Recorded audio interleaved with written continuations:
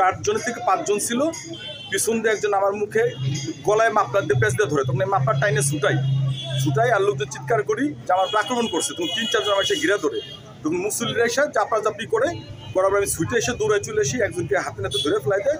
বাকি কোতোয়ালি থানায় সোপর্দ করা হয়েছে। সেই মুহূর্তে এখন ওরা মরিচ মারছে, আমি যখন একজনকে ধরছি ঠেকানোর জন্য শুকনা মরিচের গুঁড়া মারলে যখন চোখে গেছে তখন বুঝে যারা শুকনা মরিচের গুঁড়া আনছে তাহলে এরাও কটাতে ওই হিসাবে আমি একজনকে ধরছি।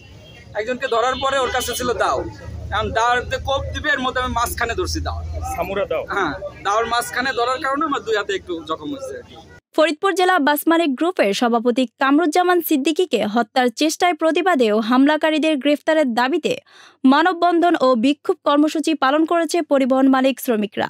এ সময় তারা বলেন, আগামী 3 দিনের মধ্যে আসামিদের গ্রেফতারের প্রশাসন ব্যর্থ হলে দক্ষিণ পশ্চিমাঞ্চলের পরিবহন বন্ধ করা হবে।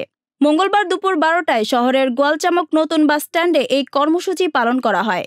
কর্মসূচি চলাকালে বক্তব্য রাখেন বাস মালিক গ্রুপের সাধারণ সম্পাদক খন্দকার রাশিদুল ইসলাম, সহসভাপতি আনিসুর রহমান, মিনি বাস মালিক সমিতির সভাপতি বজরুল রশিদ, শ্রমিক সংগঠন আব্দুল মান্নান মানা, নাজমুল হক তারা, সিদ্দিকুর রহমান প্রমুখ।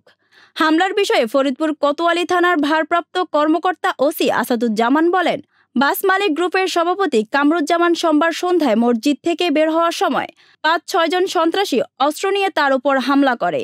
ওসি আরও জানান, এই ঘটনায় রিপন শেখ ও সোহাগ মোল্লাকে আটক করা হয়েছে। তাদের কাছ থেকে একটি ধারালো অস্ত্র উদ্ধার করা হয়েছে। এ ব্যাপারে মামলা দায়ের প্রস্তুতি চলছে। ফরিদপুর বাস মালিক গ্রুপের সভাপতি কামরুল ইসলাম সিদ্দিকী বলেন, সন্ধ্যায় মাগরিবের নামাজ পড়ে বের হওয়ার পরে কয়েকজন আমাকে ঘিরে হামলার চেষ্টা করে। হামলাকারীরা প্রথমে মাফলার দিয়ে আমার গলা পেঁচিয়ে শ্বাসরোধ করার চেষ্টা করে। আমি সরে গেলে হামলাকারীরা আমাকে ধারালো অস্ত্র দিয়ে আঘাতের চেষ্টা করে। এ সময় মসজিদের অন্য মুসল্লিদের চেষ্টায় আমি রক্ষা পাই।